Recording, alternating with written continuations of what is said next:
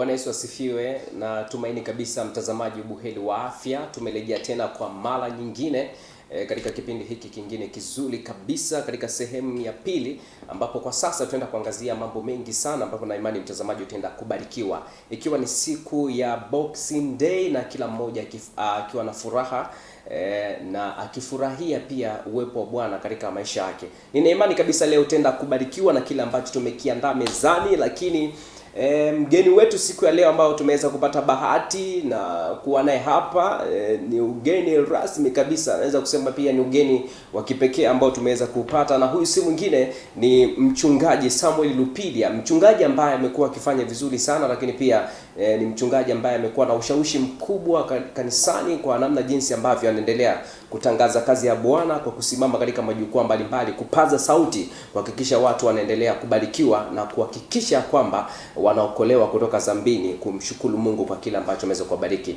Ni mchungaji ambaye anatoka katika kanisa la AIC Makongoro lilopo hapa jijini Mwanza. Nina imani kabisa utabarikiwa naye kwa kila ambacho tumekiandaa siku ya leo kama zawadi katika maisha yako. Mada ambayo tutakuwa nayo mezani hasa tutaenda kugusia kuhusiana na maana ya Boxing Day, kujitoa na kujenga jamii ya upendo. Kujitoa na kujenga jamii ya upendo kutokana na siku ya leo tarehe 26 mwezi huu wa 12 katika sikukuu hizi za Christmas, na watu wakimalizia kwenda katika sikukuu ya mwaka mpya. Na imani mambo huwa ni mengi, mshike unakuwa wa hapa na pale, lakini hayo yote ni kuonesha upendo wa Bwana katika maisha yetu na namna jinsi watu wanavyozidi kuonesha upendo wa karibu kwa kumshukuru Mungu kwa kila ambacho amewapatia mwaka mzima. Nipende kumkaribisha sana mchungaji. Bwana Yesu asifiwe. Amina. Bwana Yesu asifiwe. Karibu sana mchungaji. Asante sana. Na hongera kwa kazi nzuri. Bwana ni mwema. Ya kabisa. Naona kazi inaenda. Kuna wale watazamaji ambao tutazama kwa sasa kupitia kipindi hiki, na kuwepo kwako hapa najua kuna mambo mengi sana ambapo leo utaenda kutufunulia kwenye Biblia na kujua zaidi kiundani kuhusiana na siku yenyewe hii ya tarehe 26 baada ya Christmas, watu kusherekea na kuingia huku na kule. Tunafarijika sana hapa sisi leo kuweza kutupa nafasi kufika hapa katika studio zetu. Najua si mara kwanza shaketi nasi hapa. Najua kuna mengi ambayo umeandaa Pastor Samuel Lupilia. Karibu sana utuweze kutufungulia kipindi chetu kwa njia ya maombi. Basi tuombe. Mungu wetu na Baba yetu wa mbinguni, Baba wa Bwana wetu Yesu Kristo, tunakushukuru mno kwa neema na upendo wako ajabu juu ya maisha yetu, kumtuma mwanao Yesu Kristo azaliwe duniani, tena kwenye holi la kulisha ng'ombe kwa ajili ya watu wenye dhambi. Baba, asante kwa neema hii na mpango wako ajabu. Leo tuko hapa, uwe pamoja nasi tunapoendelea kutafakari ukuu wako na uwezo wako na upendo wako ajabu. Ufungue ufahamu wetu wa kiroho na macho ya kiroho, tuendelee kujua makusudi na mapenzi yako katika ulimwengu huu na ulimwengu ujao. Tunasema asante katika jina la Yesu aliye Bwana na Mwokozi wa maisha yetu. Amina. Amen. Kwa yule mtazamaji ambaye anakutazama kwa sasa, ndio kufahamu kama mchungaji Samuel Lupilia na namna jinsi ambavyo unaendesha kazi ya Bwana katika makanisa mengi, lakini pia kusimama katika majukwaa tofauti. Kuna mmoja ambaye anajiuliza, anasema kwa kweli leo ni baraka kubwa sana kuwa na mchungaji Samuel Lupilia. Lakini kabla tujafika mbali, mada ambayo tutakuwa nayo mezani na hasa tutaigusia ni kuhusiana na siku yenyewe ya tarehe 26. Najua watu wengi kwa sasa ni Boxing Day, siku ya kuonesha upendo na familia kwa ujumla kuweza kukutana. Na kabla yote, kwanza natamani kujua kwako kuhusiana na Christmas ilikuwaje? Najua umefurahia sasa.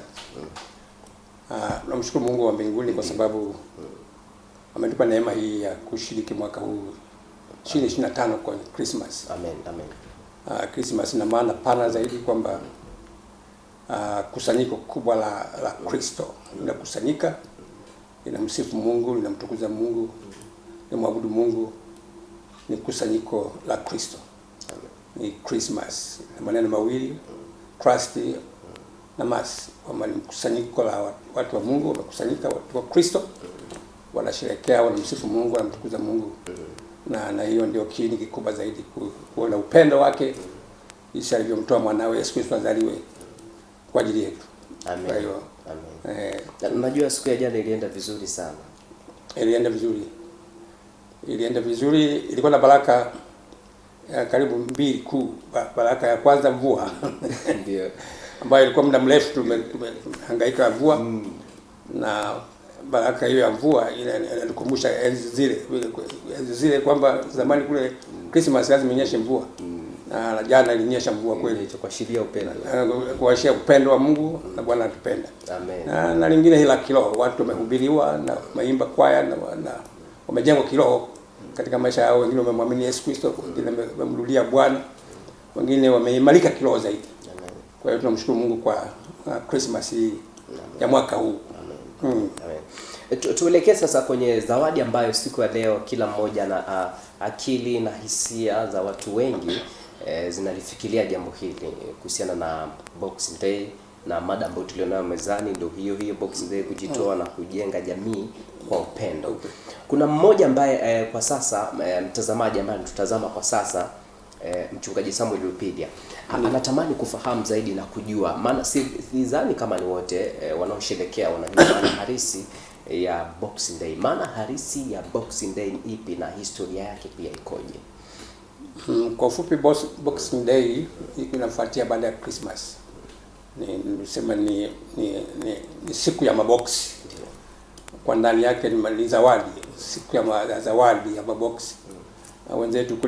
Wenzetu kule Ulaya walianza baada ya Christmas, waliandaa boksi za zawadi, ili baada ya Christmas basi wana maboksi ya zawadi, wape watu ambao wako karibu pale, kuonyesha kwamba wanaonyesha upendo wao juu ya kila ambacho Mungu amekifanya kwa ajili yetu. Kwa hiyo ilikuwa Boxing Day ilikuwa ya kuwa na zawadi, kwa lugha tu, zawadi za upendo. Familia mbalimbali zimenunua maboksi yao na kufunga boksi, na sasa zinaalika watu mbalimbali na kugawa sehemu mbalimbali, kuonyesha kwamba ni jamii yenye ilijaa upendo kwa Kristo. Na sasa inatusaidia sasa sisi wa jamii inayotukaribia na sisi tuwape zawadi watu, na nilikuwa na maana hiyo kwamba kuwapa zawadi kuonyesha kwamba ni upendo wa Kristo kwa ajili yetu, upendo wa Mungu Baba, kwa ajili yetu. Lakini pia tukielekea kwenye vitabu vya Biblia, Mchungaji Samuel Lupidia, Biblia inasema nini ama inatupa taswira ipi katika mafungu baadhi ambayo yataweza kuashiria Boxing Day ni siku ya upendo kwetu, ya kujumuisha familia, ndugu na jamaa? Tunaposema Boxing Day ni upendo, tunaangalia chimbuko lenyewe. Tunapoiangalia Biblia tunakuta Mungu mwenyewe anasema yeye ndiye upendo, kwa maana jinsi Mungu alipenda ulimwengu hata akamtoa mwanawe pekee, ili kila mtu amwamini asipotee bali awe na uzima wa milele. Ile Yohana 3:16. Tunaona chimbuko la upendo wake, kwamba ameupenda ulimwengu akamtoa mwanawe Yesu Kristo kwa ajili yetu. Kwa hiyo chimbuko lake tunaona Mungu jinsi alivyokuwa na mpango wake, jinsi alivyo na upendo wa ajabu. Upendo tunauita upendo wa agape, upendo usio na sababu.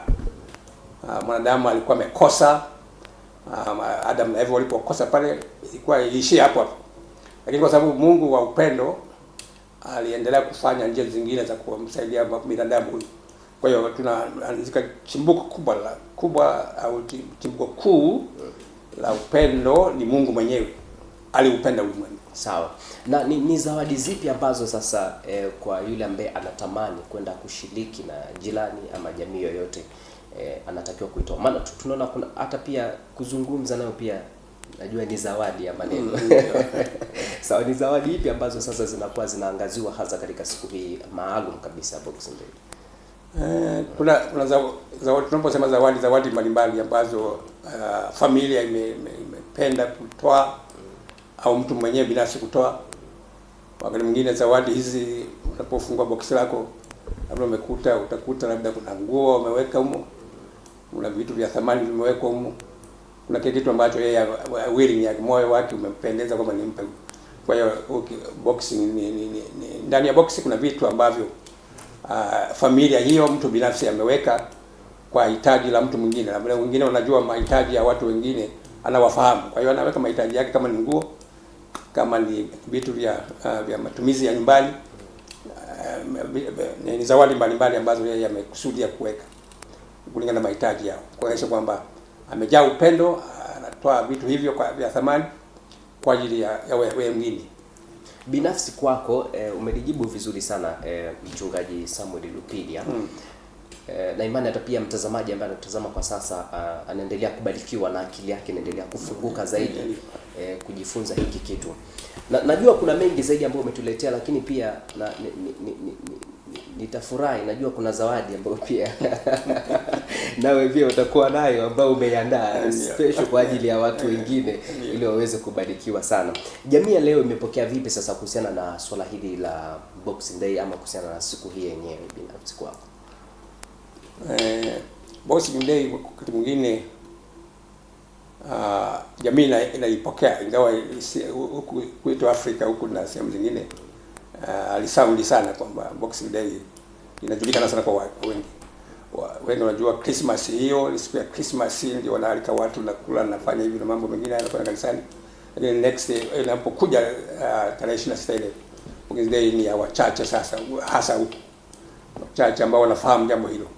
Inahitaji lielezwe tu Boxing Day na muhimu wake na faida yake, na watu wanajitahidi sasa kuweka jambo hili liwe wazi zaidi na watu wajiandae zaidi, kwa sababu ni kufungua zawadi na Christmas imemalizika pale. Sasa wanachofuata kile ni ufunguaji wa zawadi. Sasa labda mpaka wengi halijawa wazi kwao, ni vizuri lieleweshe tu kusudi ni siku maalum na yenyewe ni nzuri ya kuandaa zawadi na kuwapa watu kwa upendo. Najua umehudumu kwa muda mrefu sana katika huduma yako ya kutoa ibada makanisani, lakini pia hata katika mimbali ama majukwaa mbalimbali Afrika Mashariki na duniani kote. Mimi pia nimekuwa nikipata baraka nikikusikiliza kwa namna jinsi ambavyo unatupa madini unatupatia madini ya kuhusiana na kumtukuza Mungu na kuishi yale mapenzi yake katika maisha yetu. Unaiona je, kuna elimu ya kutosha ambayo imeweza kutolewa kwa sasa kuhusiana na hii Boxing Day? Maana najua si wote wa Kristo ambao wanafahamu kwa undani zaidi, licha ya kwamba umeweza kulielezea, na najua kila mwaka lazima kutakuwa na namna jinsi ambavyo watu wanapata ile elimu, wanaelimishwa na wanafahamu zaidi, hata napofika mwaka mwingine 2026 watu wawe na mwamko mkubwa zaidi ule ambao ulikuwa nao mwaka huu tunapoenda kumaliza. Ni vizuri sasa, ndio maana tumesema mada yetu wito wa kushiriki, wa kujitoa na kujenga jamii ya upendo wa Mungu. Inahitajika pale sasa nguvu fulani ya kuweza kulihamasisha jambo hili. Wapatikane watu wenye wito wa kulieleza jambo hili na kushiriki katika kulifundisha, kulieleza, na wakati mwingine hata kwenye makanisani mwingine linafundishwa kidogo tu. Hii tumebezi kwenye Christmas. Siku inayofuata basi Boxing Day tunaieleza juu tu kidogo. Lakini ningependa sasa, wito wangu ni kwamba lifundishwe, lionekane ndio kiini kikubwa cha Yesu Kristo, Mungu upendo wake kumtoa Yesu Kristo aje duniani. Na baadaye sasa sisi tuna apply kwa na zawadi za kuwasaidia, kuwapa watu wengine, kuonyesha upendo wa Kristo ulivyo, wa kuwashirikisha watu wengine na baraka ulizonazo wewe. Kwa hiyo labda tuwe na wito wetu, ni kwamba tuwe na wito wa kushiriki jambo hilo na kulijenga. Unaposema kujenga, ni kwamba ni kulieleza na kulifundisha zaidi, ili Boxing Day hii ijulikane kwa wengi. Sawa, ili Boxing Day iweze kujulikana kwa wengi. Katika utumishi, mtu akikutazama tu naamini anajua kuna mambo mengi ambayo unayafahamu. Pastor Samuel, najua kuna mambo mengi sana unayafahamu kuhusiana na siku hii nzuri na takatifu. Kwa miaka ya nyuma kule, enzi zako zile za ujana, hii siku ilikuwa ikifika, kwanza mlikuwa mnasherehekea vipi na mlikuwa mnatoaje, mlikuwa mnadiscover vipi hizi huduma? Ukiangalia kwa sasa imekuwa sasa umezidi kuongezeka zaidi ya miaka ile ya nyuma ilivyokuwa. Nyuma ilikuwa jambo moja muhimu sana kwa nyuma yetu kwa sisi.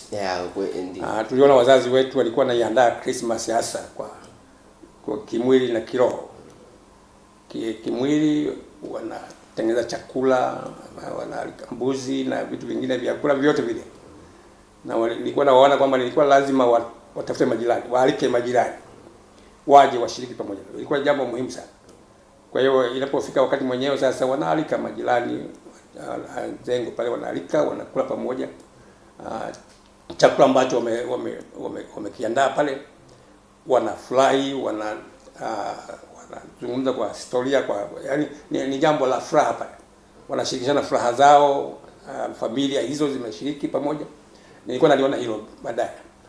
Sasa niliendelea tu baadaye, sasa nikaendelea ubize wa watu sasa wako bize na maisha haya. Wameacha hiyo kidogo, wamepunguza ile mialiko hiyo ya kuja huku, kwa sababu labda kila mtu ana ratiba yake. Kwa hiyo wakati mwingine inakuwa ngumu kwake kushiriki, lakini zamani pale tulikuwa naona ule upendo wa kushiriki na wengine. Sawa. Kuna mmoja hapa ambaye anatutazama kwa sasa, anasema, Mchungaji Samuel Lupilia, unaweza ukatupitisha kidogo katika maandiko, kwa sababu najua unafahamu maandiko mengi na chimbuko, lakini pia kuna mmoja anatamani anapokuwa ikifika, lakini pia anamshukuru Mungu kwa kusoma maandiko na kutafuta vifungu vya Biblia huku na kule. Ndio kwenye vifungu vya Biblia. Kwenye vifungu vya Biblia tumeanza kwamba kujenga jamii yenye upendo. Tunamwangalia Mungu wetu wa mbinguni aliweka msingi huo katika Luka sura ya 10 kuanzia mstari wa 37 mpaka 38 hivi. Anasema Yesu akajibu kwamba mpende Mungu wako kwa moyo wako wote na kwa roho yako yote na kwa nguvu zako zote na kwa akili yako yote, na jirani kama nafsi yako. Tunapata msingi wa kwamba Mungu anaonyesha ule upendo.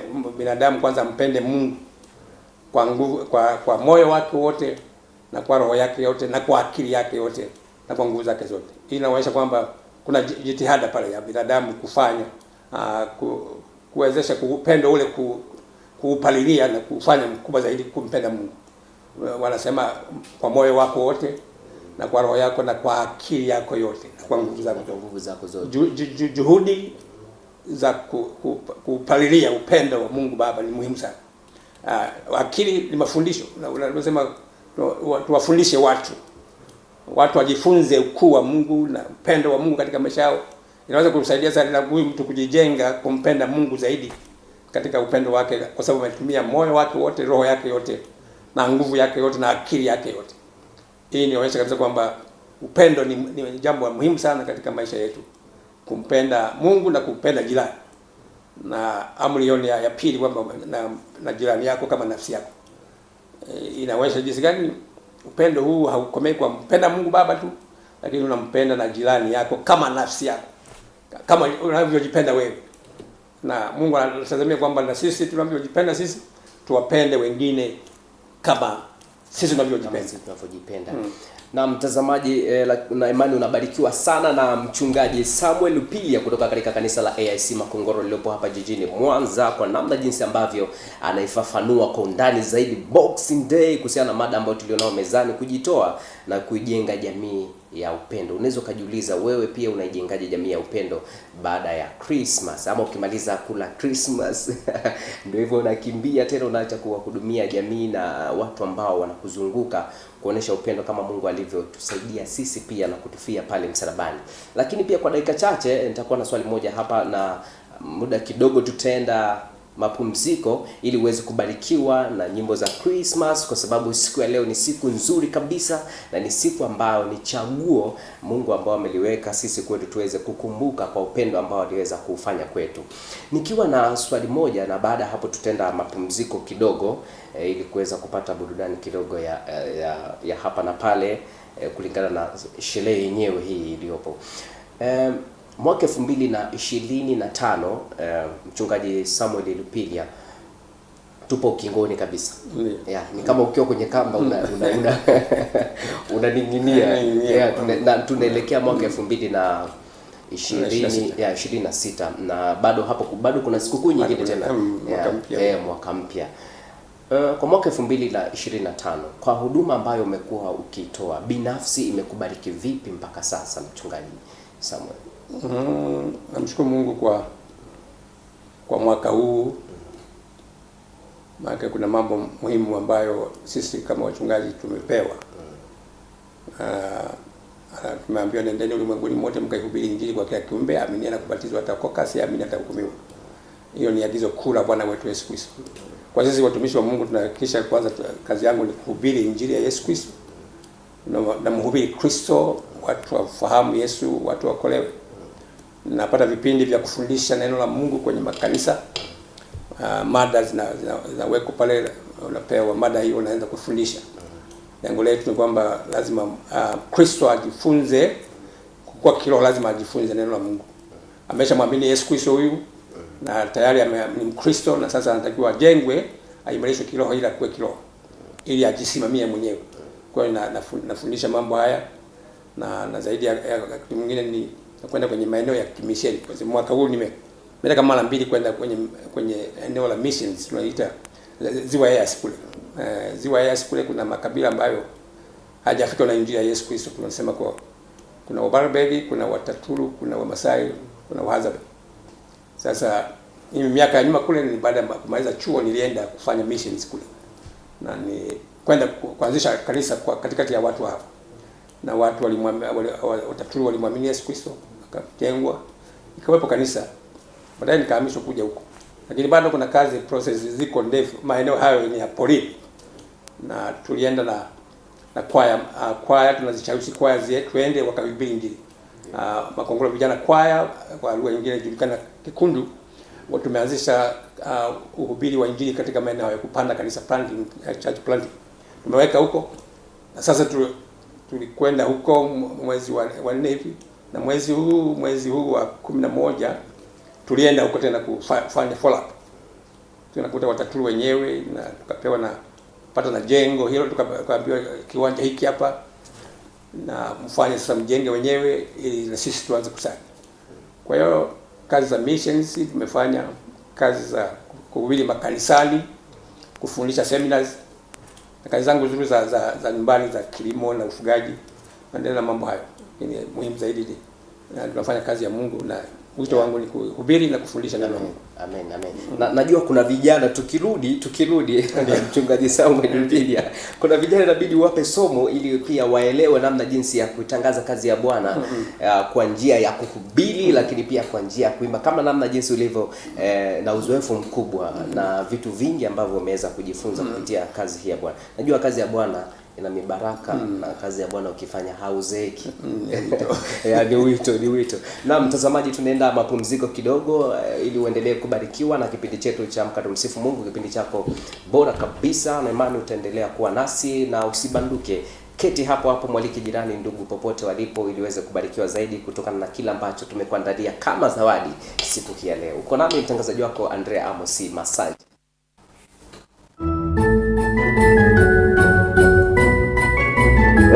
Naitwa mchungaji Kenan Andrew William Kajembe kutoka kanisa Anglikana Tanzania. Nina salamu za kuzaliwa kwa Bwana Yesu.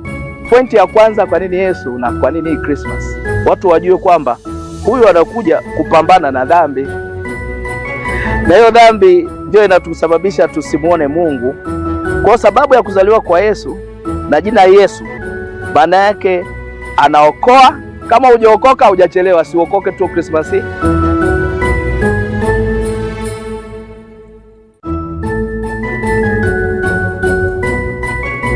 Na mimi natoa ujumbe kwa Watanzania wote ya kwamba anayezaliwa ni mfalme wa amani.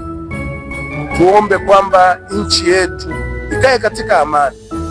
Ndio maana Kristo anahusika kuleta amani, kwa sababu anaishughulikia mioyo yetu.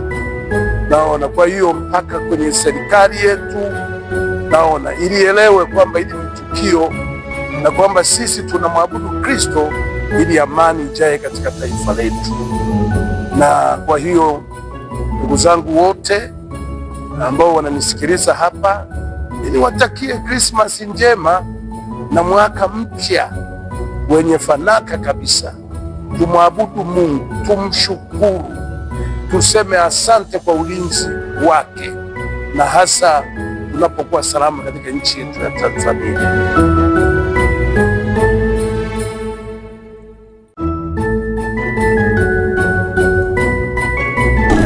Kwa majina naitwa Loveness Leonard. Natuma salamu kwa watu watatu.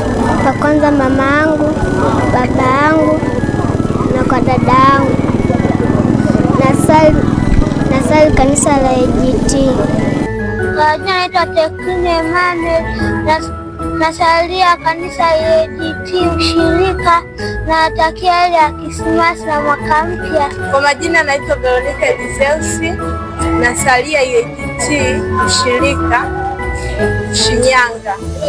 Napenda kutuma salamu zangu tatu kwa mama yangu na baba yangu na shangazi yangu. Nawatakia heri ya Christmas na mwaka mpya. Kwa majina naitwa Stewart Aidan Moses. Napenda kutuma salamu tatu kwa familia ya Johnson, mama yangu na baba yangu. Nawatakia heri ya Christmas na mwaka mpya. Kwa majina naitwa Daniel David. Napenda kutuma salamu zangu tatu kwa familia ya Daudi Samson, kwa katika familia ya Mzee Wallace Kadamanja. Pia natuma salamu kwa marafiki zangu wote nchi nzima, na pia napenda kuwatakia heri ya Christmas na mwaka mpya.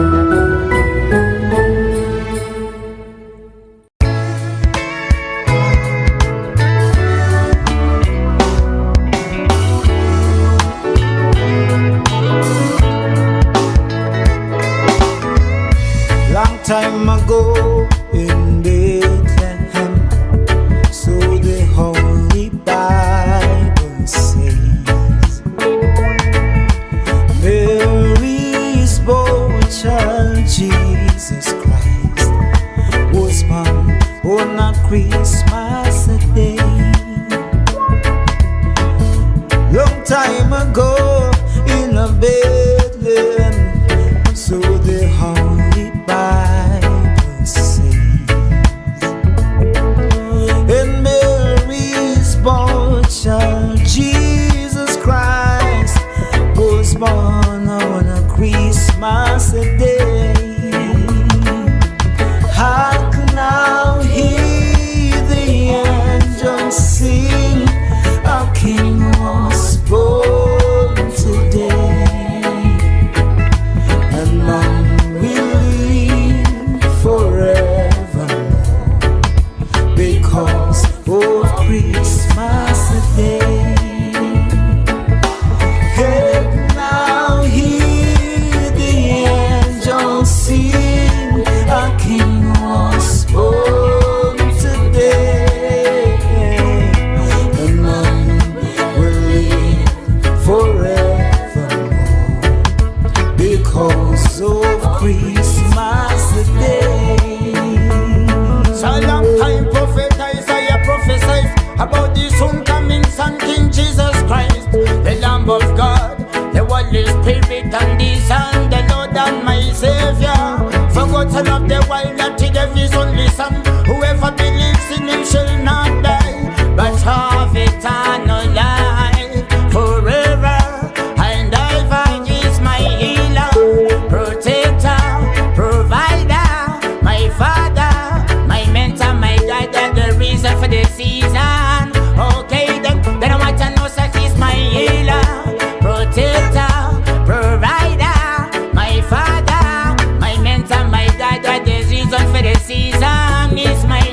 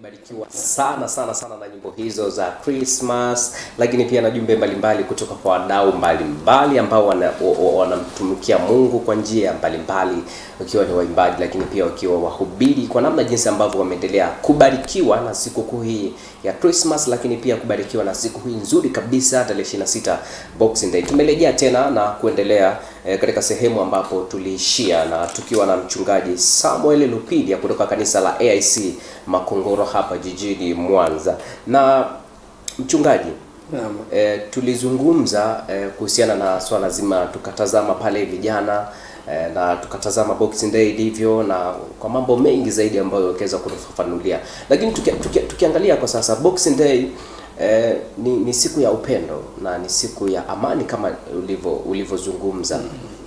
Siku hii watu wengi huenda wakaichukulia ni siku tu kwa sababu ni tarehe 26, watu wakawa wanachukulia ni siku hiyo hiyo tu mtu ataonesha upendo, lakini pia kwa siku zingine upendo utapoa. Maana hata pia kwenye Biblia imeandika upendo wa watu wengi utapoa kadri mambo yanavyozidi kubadilika katika ulimwengu huu. Una nini hapo cha kuweza hasa kukizungumzia cha msingi sana, watu ambao wamekuwa na kuonesha upendo kwa siku moja tu kwa sababu ya kuwepo kwa siku kuu hii ya kutoa zawadi?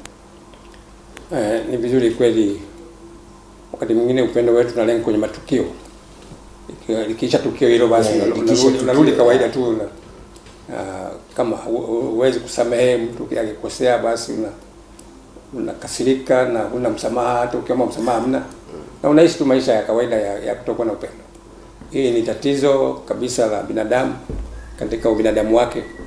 Kwa hiyo inahitaji sasa juhudi za makusudi ili kuweza upendo huu uendelevu. Upendo huu endelee kuonekana katika maisha yangu na maisha yako kwa vitendo.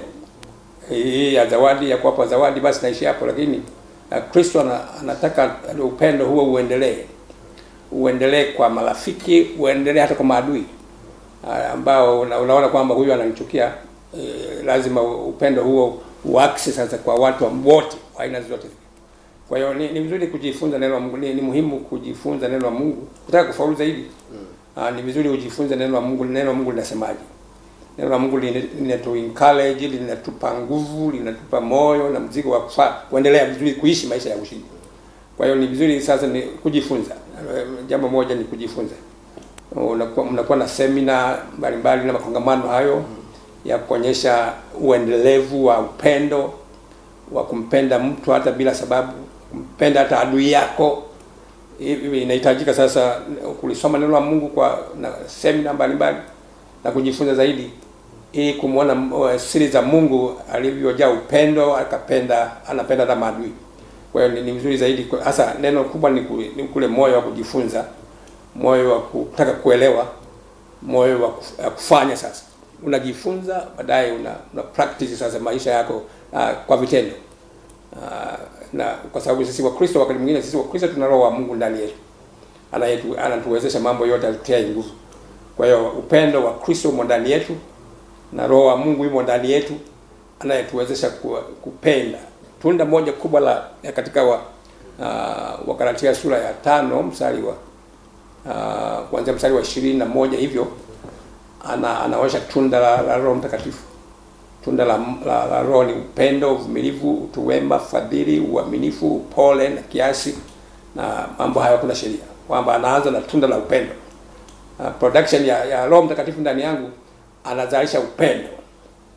Na sasa kama upendo huo kuimo unaongozwa Roho Mtakatifu, inakuwa vizuri zaidi sasa si mimi kuishi maisha ya upendo. Kwa sababu kuna Roho wa Mungu ndani yangu anayenitia nguvu kupenda, sasa sio kwa maneno tu, lakini kwa kupenda kwa vitendo, kuwasaidia watu wengine ambao kabisa wana shida, wanaumwa.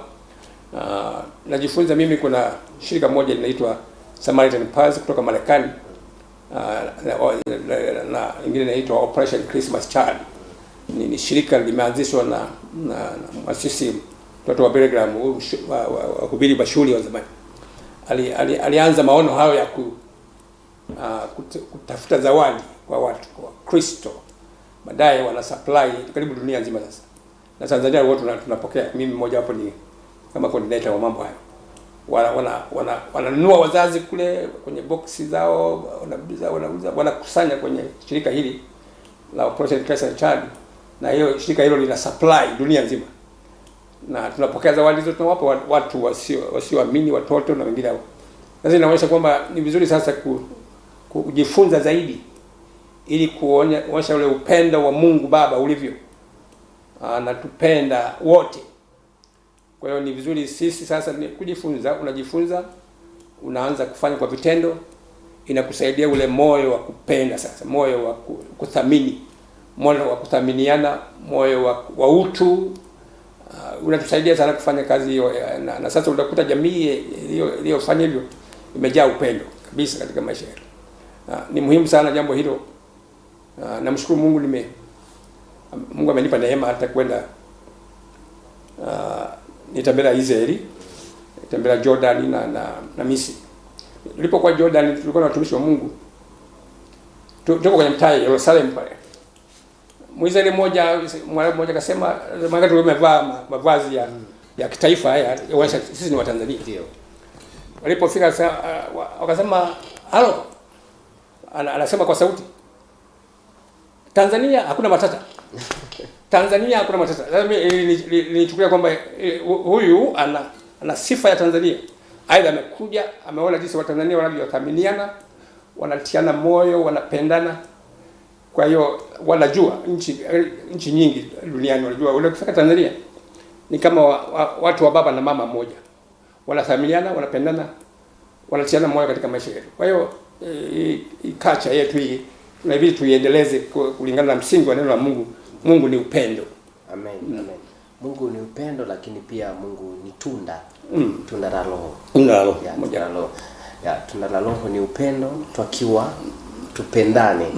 Sasa umetueleza vizuri sana lakini pia na ukatupatia mifano pia ya namna jinsi ambavyo umezunguka nchi za wenzetu za karibu, kuona namna jinsi wenyewe wanavyo thamini upendo na kuupa hadhi kubwa katika maisha yetu hapa duniani kwetu sisi binadamu.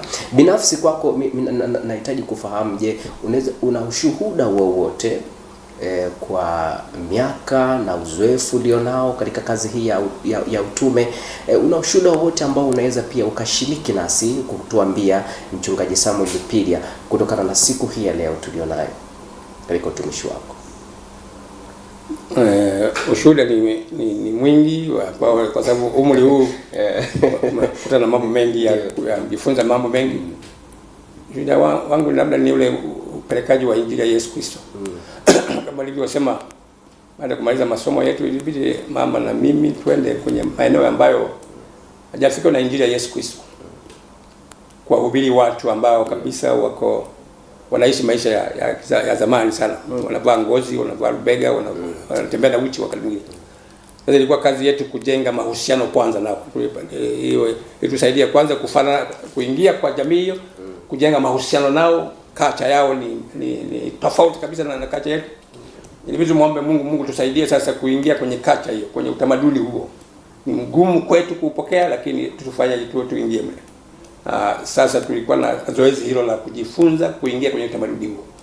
Na tunamshukuru Mungu tukakopo tamaduni huo na tukaendelea kuishi kama watu. Tulikuwa tunavaa rubega tu, na uweze kulikuta ninavaa suti, hakuna na chakula kula, unakaa kwenye unafika nyumbani kwake unalala kwenye ngozi hapo, unakunywa maziwa tu. Sasa ilikuwa kujifunza sisi. Tulipo kopo kacha hiyo ilitusaidia sisi kuwa karibu nao, na hata walitupenda zaidi, wakatuthamini zaidi, na baadaye tukaingiza neno la Mungu. Ilikuwa rahisi sisi kuingiza neno la Mungu kwa sababu tulikuwa tunapata. Ni ushuhuda wangu ambao niliona jinsi upendo huu ambao tunauzungumza kwa thamini wengine na kuona ni bora zaidi, ingawa tutatofautiana grade za watu, lakini mtu wa chini wewe unajinyonyoa na wewe unafanana na yeye, wala uone kitu cha kusita pale. Yeye anaporudisha hapa anasema huyu kweli ananipenda, huyu kweli ni wa karibu na mimi. Anajenga urafiki, na kwa njia ya urafiki pale unapitisha mambo yako sasa ambayo umeingiza. Kwa hiyo tumekutana na mambo hayo, tumefanya kazi ya Mungu hiyo kwa mazingira hayo miaka 8 tuliishi huko. Miaka 8 tuko polini huko, na tuliona ukuu wa Mungu, uwepo wa Mungu, na Mungu alijidhihirisha katika maisha yetu. Amen. Baadaye ndio tulihamishwa. Na kazi kazidi kuendelea. Kazidi kuendelea. Sawa. Lakini kwa utumishi wako ambao umefanya kwa muda mrefu mpaka sasa, unaona vijana wana mwamko katika falsafa hii ya Boxing Day?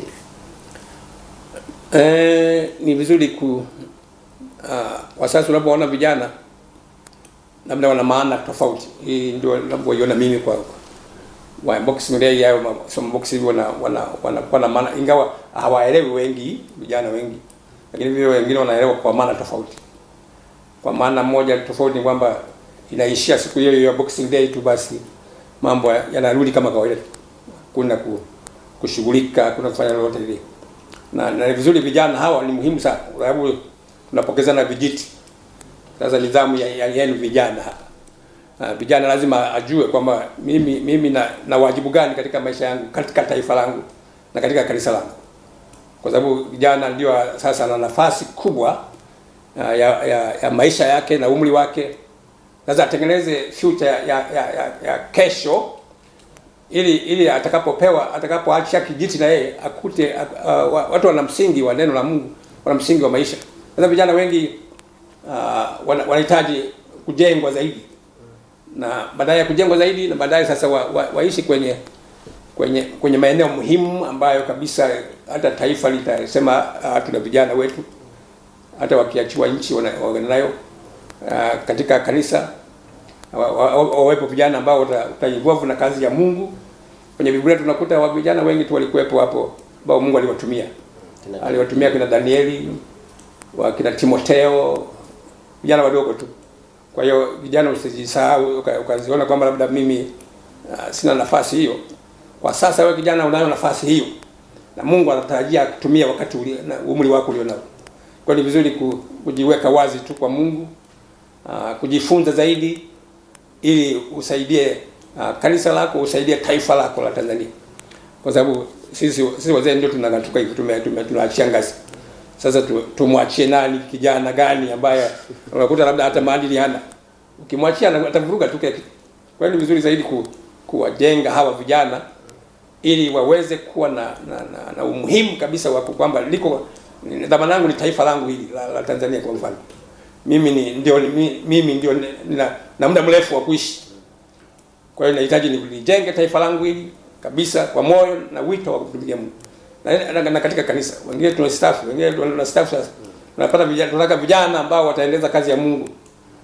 Vijana walioandaliwa, vijana walio na hekima na moyo na mzigo wa kazi ya Bwana na mzigo wa taifa lake. Kwa hiyo hawezi kuuza taifa wala kuuza kanisa, kwa sababu ana willing yake ni kwamba ni kuendeleza kanisa la Bwana. Mimi nimepewa kipawa hiki nimtumikie Mungu. Mimi nimepewa nafasi hii katika taifa nifanye kazi ya nchi yangu kuendelea zaidi, niwe na dhamana kwa nchi yangu. Kwa hiyo vijana wana nafasi kubwa zaidi. Kwa hiyo ni vizuri sasa kwa vijana wapewe mtazamo huo kwamba wana nafasi ya leo. Siku moja hawa wazee ndio wanaishia hapo. Sasa mnatakiwa ni vijana mchukue nafasi hiyo sasa. Je, utaichukua madhani ukipewa hapo nafasi kama hiyo utaiweza? Sababu hujawa tayari. Kwa mwingine inakupa shida. Kwa hiyo ni kujitambua kwanza, mimi ni kijana kabisa wa nchi hii Tanzania. Mimi ni kijana wa kanisa la Kristo. Kwa hiyo ninaomba Mungu uweze kunitumia na anakutumia kwa kiwango cha juu sana. Na Daudi walikuwa vijana wadogo tu, tumia kwenye vita huko. Wakashinda vita, kina Goliati walikuwa na masilaha pale. Ni Mungu aliwatumia. Kwa hiyo siri ya vijana anayo Mungu. Ni vizuri kujiweka wazi vijana na kujitoa kwa Mungu zaidi ili uzione baraka zake na nguvu za Bwana na sisi taifa litakupenda na taifa litakuheshimu. Kwamba ni kijana mwenye hekima aliye bora zaidi, anafanya kazi ya Mungu vizuri na anafanya kazi katika taifa lake. Ni mzalendo hasa kabisa katika taifa lake. Kwa hiyo ni vizuri mno. Kwa mujibu wa maandiko yanatupa picha hiyo kubwa kwamba kijana lazima awe na mzalendo hasa katika kazi na kuwa na maono ya mbele, vision yake. Sawa. Umezungumza vizuri sana Mchungaji Samuel Lupilia kutoka AIC hapo Makongolo. Lakini bado kuna mtu anatusikiliza kwa sasa mchungaji au mdau yoyote tu wa kawaida ambaye anatutazama, kuna kijana ambaye anajiuliza ama kuna mtu mwingine anatafakari anasema, je, kwa sasa kwa mtazamo wako binafsi kanisa limewapa nafasi ipi vijana kama ulivyozungumza kuwa kama ngao na kuendelea kusherehekea ama kuitunza siku hii njema na takatifu Boxing Day? Kanisa lina jukumu kubwa sana, na makanisa yote linaanza kumlea mtoto akiwa mdogo. Katika kanisa la kusali mimi hapo wana masomo ya watoto vijana, Sunday school zinaitwa, kila Jumapili na siku zingine wanafundishwa neno la Mungu, wanafundishwa upendo wa Kristo, upendo wa jamii, na kuna camp wakati mmoja wanafika kwenye camp wanapofunga shule wote wanakusanya kwenye wanakaa na kambi kule, kuna wiki nzima kuna neno wanajifunza mambo hayo. Anaandaliwa kijana tu katika mambo hayo. Vile vile katika kanisa kuna idara ya vijana. Idara ya vijana ipo na ina taratibu zake. Tunaamini kwamba unamwandaa kijana akiwa mtoto mdogo. Katika Mithali 22 mstari wa 6, mwandae mtoto, mwandae, umtengeneze, anasema hata iacha atakapokuwa mzee, ipasavyo. Kwa hiyo sasa kanisa lina jukumu hilo, kumwandaa mtoto, na Biblia inasema hivi, wana wa Israeli waliambiwa kwamba mfundishe mtoto wako kwa bidii kila utokapo njiani na wapi. Inaonyesha kwamba unamwandaa mtoto akiwa hivyo, mjenge uwezo wa kufikiri, mjengo wa upendo ukoje. Baadaye unakwenda sasa, anakwenda rika mpaka nafika kwenye vijana. Sasa huko vijana ambao na wote tunakusanya vijana, wana idara zao, wanajifunza maneno ya Mungu, ili huyu anayesoma shule ya msingi atakapokwenda sekondari, high school, na kwa university atamaliza masomo yake pale, lakini amejengeka, ana hofu ya Mungu ndani yake. Tumeweza panda hofu ya Mungu ndani yake. Akipewa kitengo chochote kile atakiendesha kwa sababu ana hofu ya Mungu ndani yake. Amejengwa na kanisa huko, amejengwa na familia huko. Kwa hiyo inaweza kutusaidia sasa anapopata nafasi yoyote ile, ana survive tu kwa sababu ana kitu ndani. Na kitu hiki kimepandwa, kimejengwa na kanisa, kimejengwa na wazazi ndani yake. Ndio tunatasaidia vijana, lazima tuwape nafasi hizo za kuwajenga, kuwatia nguvu, hasa nyakati hizi za mwisho. Maovu yamekuwa ni mengi na starehe zimekuwa nyingi, lakini pia teknolojia inazidi kukua kwa kasi sana, kwa kasi sana, sababu hata mtoto mdogo sasa hivi unaweza kumkuta anatumia mitandao ya kijamii. Kwa hiyo sasa ule muda inakuwa ni changamoto kweli kweli. Lakini pia tukielekea katika maandiko, mchungaji, Mtume Paulo anakupa funzo gani katika maisha yako? Tukiangazia katika sikukuu hii ya Boxing Day. Mtume Paulo katika Wakorintho ya kwanza sura 13 kwanza mstari wa kwanza mpaka wa 8 pale anasisitiza upendo. Anasema mjaposema kwa lugha ngeni kama huna upendo haisaidii. Utakapojichoma moto huko kama huna upendo hamna. Anaeleza kwamba kuna mambo ambayo sio muhimu, na anaeleza mstari wa kwanza mpaka wa 3 pale. Anaeleza kwamba haya sio muhimu. Lakini upendo, ufadhili, upendo haukosi na adabu, upendo utakabali, haujivuni, unampenda Mungu zaidi. Kwa anaonyesha kabisa upendo ni kitu cha muhimu zaidi. Kimebeba mambo yote katika historia ya mwanadamu. Ukiwa na upendo, umejaa upendo, basi hujivuni wala huna kiburi, ukosi na adabu. Mambo haya Paulo anazungumza katika Wakorintho. Anasisitiza sana ni muhimu ni kule kujaa upendo, kuongozwa na Mungu kwa upendo, kuliko kushughulikia. Kuna vipawa vingine unashughulikia vipawa tu, kwamba unaweza kuwa mhubiri sana, unaweza unena kwa lugha, unaweza kufanya hivi, lakini tukikutazama naambia huyu akitoka tu kwenye pulpit akija hapa mkali kama naambia hapendi watu wafanye hivi. Kwa hiyo haina maana yote unahubiri au una vipawa hivyo, lakini zaidi unasaidia sasa kwa upendo wako kuonyesha watu kwamba unaweza kufanya kazi ya Mungu katika maisha yako. Amen. Amen. Na imani kabisa watakuwa wamebarikiwa na wameelewa kila ambacho mchungaji umekieleza. Kwa ile mtazamaji ambaye unatutazama kwa sasa, muda kidogo tena tutaenda mapumziko ili uweze kubarikiwa na siku hii ya Boxing Day tarehe 26 mwezi huu wa 12 mwaka 2025, lakini pia watu wakiwa bado wana shamra zile za Christmas, na huku wakiwa wamekaa wametulia kutafakari kuwa Mungu kuelekea siku kuu ya mwaka mpya ama ukingoni kabisa kuhitimisha mwaka wetu huu 2025. Umezungumza vizuri sana baba mchungaji, na umetueleza kuhusiana na namna jinsi ambavyo umejifunza Mtume Paulo kama kiongozi na njia kutuweka sisi kuwa katika nafasi nzuri zaidi ya kumtumikia Bwana. Swali langu linakuja pale mtu anapokuwa akionyesha upendo na upendo hule anapokuwa anaonesha tu kwa sababu ya mtindo wa nje.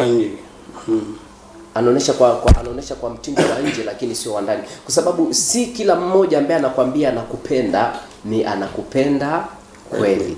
Je, jamii hii ambayo inatakiwa iwe na upendo mpaka Yesu atapokuja kurudi mara ya pili, inatakiwa izingatie vitu gani hasa vya msingi kwa Mkristo ambaye yuko tayari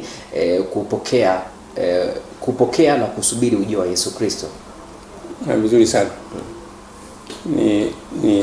Ni muhimu sana jambo hilo, kwamba upendo wetu uendelevu au Kristo wetu uendelevu. Ni vizuri kufuata neno la Mungu. Anasema katika Matendo ya Mitume sura ya 1 mstari wa 8, mtapokea nguvu akisha kuajilia juu yenu Roho Mtakatifu, nanyi mtakuwa mashahidi wangu kuanzia Yerusalemu, Yahudi yote, Samaria hadi mwisho wa nchi. Mtapokea nguvu ya Roho wa Mungu. Na hiyo ndio jambo moja muhimu. Tunasema umruhusu Roho Mtakatifu akuongoze. Kujazwa na Roho, tunatumia msamiati ya kujazwa na Roho Mtakatifu. Kujazwa na Roho Mtakatifu ni kutawaliwa na kuongozwa na Roho Mtakatifu. Kutawaliwa na kuongozwa na Roho Mtakatifu muda wote. Hiyo ndio moja kubwa, kwamba kumruhusu Roho Mtakatifu anitawale, aniongoze muda wote wa maisha yangu. Amen. Kuna shida pale. Tunamwomba Mungu Roho Mtakatifu atuongoze kwa tukio hilo tu. Kwa tukio moja. Tukio moja tu la pale. Muongozo ni hubiri, muongozo ni nene kwa lugha. Ukishamaliza hapo uongozi wa kila siku, maisha ya kila siku. Kujazwa Roho Mtakatifu ni kule kuongozwa maisha ya kila siku, sio ya Jumapili tu wala siku ya Christmas kama hii. Ndio unasema sasa haleluya nyingi, unaongozwa Roho Mtakatifu. And then ukitoka hapo sasa, maisha ya kila siku na jamii kule, wanasema huyu ni Mkristo kweli. Bwana tunafanana na yeye tu.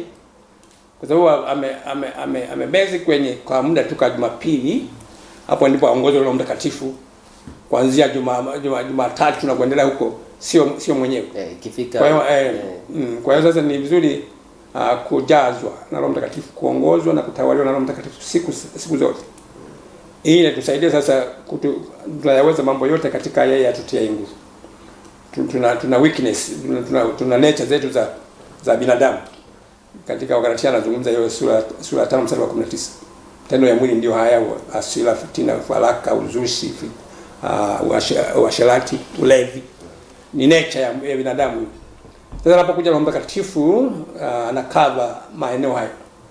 Unamruhusu Roho Mtakatifu anakujaza na kuongoza na kukutawala. Baadaye sasa unaibua upendo, uvumilivu, utu wema, fadhili, uaminifu, upole na kiasi, self control. Inakusaidia sasa kumove, kutembea siku zote za maisha yako. Uwe kanisani, uwe ofisini kwako, uwe sehemu yoyote ile njiani, umejaa nguvu ya Roho Mtakatifu ya kukuongoza siku kwa siku. Usimruhusu Roho Mtakatifu ukatafuta tu part time. Jumapili ndio Mkristo kabisa. Jumatatu sio Mkristo tena. Na Ukristo wengi tuna shida hii. Sasa ni point yangu ni kwamba tunapaswa tuongozwe na kutawaliwa na tujazwe na Roho Mtakatifu siku zote. Kujifunza kujazwa na Roho Mtakatifu siku zote. Inatusaidia sasa mpaka Yesu atakaporudi. Upendo wako hautakuwa na shida, upendo wako, uvumilivu, utu wema, utaendelea tu. Matunda ya Roho Mtakatifu yale yataonekana kwako. Na watu watajifunza kutoka kwako, wasema huyu ni mtakatifu kabisa. Kwa sababu jamii itashuhudia kwamba huyu ni mtu wa Mungu kweli. Na mwingine unaweza kuhubiri hapa Nikitoka hapo na nikula mitaani huko si Lupidia huyu naimwona. Wasema huyu ni Mkristo, ni mchungaji kweli? Ndio. Bwana anafanya matendo ambayo hata sisi tunayafanya. Kwa sababu ile kuongozwa na kutawaliwa na Roho Mtakatifu. Amen. Mjazwe na Roho Mtakatifu.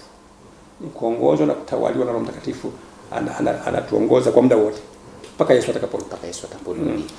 Nikushukuru sana mchungaji Samuel Lupidia kwa somo zuri sana ambalo ulitoa. Najua kuna watu wengi leo walikuwa hawafahamu, lakini kupitia mjadala huu mpana zaidi na kuhusiana na Boxing Day na imani, akili zimeanza kufunguka sasa, na kuna wengine wamefunga. Na kwa yule mtazamaji ambaye unaona umechelewa, bado nafasi ipo, endelea kutufuatilia na kututazama kupitia kipindi hiki cha Amka Tumsifu Mungu. Kuna mimi Andrea Musimasanja, nipo na mchungaji huyu Samuel Lupidia kutoka pale AIC Makongoro Mwanza. Tunaenda mapumziko, alafu kisha tutaendelea na kipindi chetu. Endelea kubarikiwa, usibanduke, sadia nasi.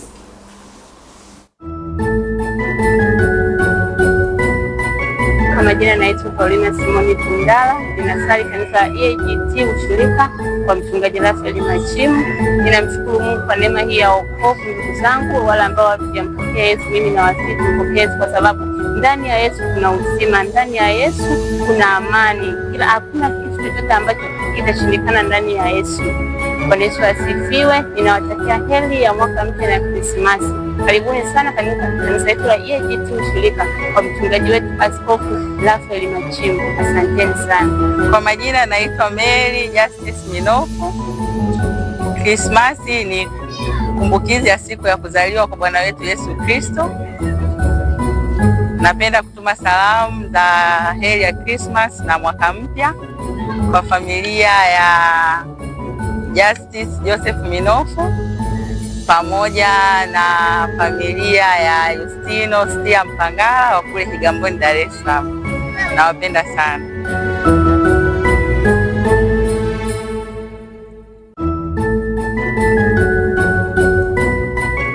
Merry Christmas and Happy New Year. Naitwa Grace Makange Kitundu, naishi Arusha. Ninawatakia heri ya sikukuu za Christmas na mwaka mpya familia yangu, mume wangu Geoffrey Paul Kitundu, watoto wangu Brightness na Cuthbert, wazazi wangu baba na mama Makange wakiwa pale Pongwe Tanga, pamoja na familia ya Kitundu kule Singida, na Watanzania wote naomba msherekee kwa amani na furaha. Mungu awabariki na wapenda.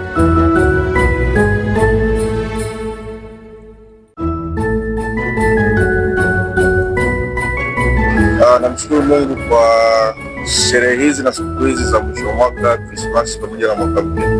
Nipende kutuma salamu zangu kwanza kwa wazazi wangu Mr. and Mrs. Chitungo wako pale Dodoma, lakini pia salamu za pili ziende kwa mwanangu kipenzi anaitwa Genesis, lakini pia salamu za mwisho na za tatu zifike kwako wewe mtazamaji wa Star TV. Asante sana. Tunapoelekea katika sherehe hizi za Christmas, tunakumbuka kuzaliwa kwa Bwana wetu Yesu Kristo ambaye alikufa msalabani kwa ajili ya ukombozi wa mimi na wewe, na Yesu alikuja kwa ajili ya kutatua changamoto zote alizonazo mwanadamu. Usikose kutazama kila siku ya Jumapili asubuhi. Njoo pamoja tumshangilie Mungu wetu kwa mema anayotutendea kila siku. Utasikia neno la Mungu na shuhuda nyingi zinazotutia nguvu. Chagua Star TV, kituo kilicho bora. Star TV, brightness your day.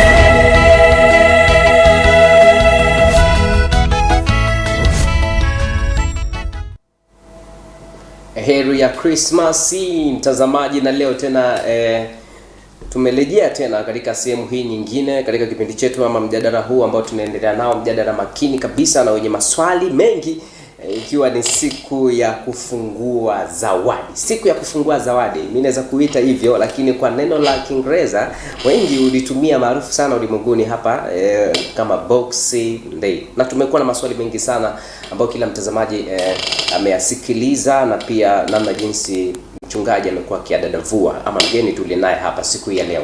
Lakini pia nakusihi uweze kuchukua mkono wako na kushika simu yako kwa kutazama nambari ya simu hapo, ambayo itakufanya wewe uweze kuwa kinara wa kwanza kabisa kutuma ujumbe wako kuhusiana na kile ambacho tunakizungumza kwa sasa ama kukijadili kwa upana zaidi. Hususan unaweza kutufuatilia kupitia 093 916 497 0693 916 497 0693 916 497 ni moja ya namba ambayo itakufanya wewe kuweza kubarikiwa sana na kile ambacho tunaendelea nacho kwa sasa, kwa kutuma maoni ama swali lolote ambalo linakutatiza siku ya leo. Na imani una shauku kubwa wewe pia mtazamaji kusema kwamba je, Boxing Day ikoje na kufungua zawadi na kuwaje, lakini pia licha ya mambo mengi ambayo tayari tumeshaweza kuyazungumza. Karibu sana Mchungaji Samuel Lupilia. Asante sana. Tukiendelea na mjadala wetu makini sana huu, masikio ya watu wengi, hisia za watu wengi wakiwa wanatutazama kwa makini sana na wakiendelea kutamani kusikia ukitupa madini kuhusiana na kile ambacho kilichopo kwa sasa. Huyu anasema kwamba asanteni sana kwa ushauri wenu na watakia sikukuu njema. Naona huyu ni wadau wa karibu ambao na ndio ujumbe wetu huu ambao nimeweza kuanza nao. Mungu akubariki sana, ingawa hujasema unatoka wapi. Tumekuwa na maswali mengi tumeangazia hapo na tumegusia huku na kule, lakini bado kuna sehemu ambayo ni nyeti sana na ni ya msingi katika maisha ya Mkristo kuhusiana na sikukuu ya kufungua zawadi ama Boxing Day. Nina swali hapo Mchungaji Samuel Lupilia. Wazazi wanachangia kwa kiasi gani mmomonyoko wa maadili kwa kuto kuwashirikisha wale watoto ama kuwajenga, kuwapa upendo na kuwapandikizia shauku ya kuendelea kulitukuza jina la Bwana kupitia sikukuu hizi ambazo zinakuepo? Hili swala unalionaje kwako mchungaji? Na imani umezunguka sana na umekutana na wazazi wengi. Asante sana. Kwamba kuna mambo muhimu ambayo yanapenda jamii yenye upendo ionekane. Ndio. La kwanza, kama tuseme, wazazi wanawajibika, kanisa linawajibika, lakini serikali inawajibika kuwatengeneza vijana hapa kwanza kwa watoto wadogo. Ni wazazi, kanisa lina wajibu hilo na nchi ina wajibu huo. Na tunapozungumza wazazi, mzazi ana umuhimu sana katika kutengeneza mtoto future yake ambayo itakuwa ya upendo. Ndio.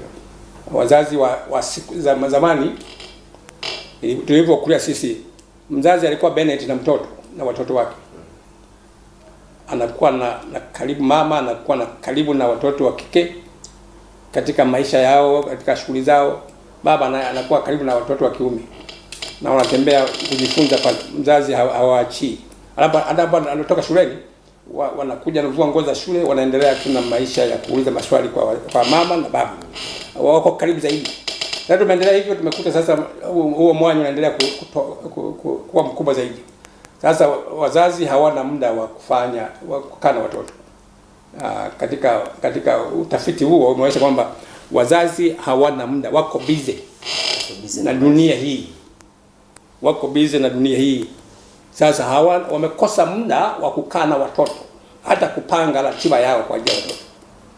Hasa mjini huko.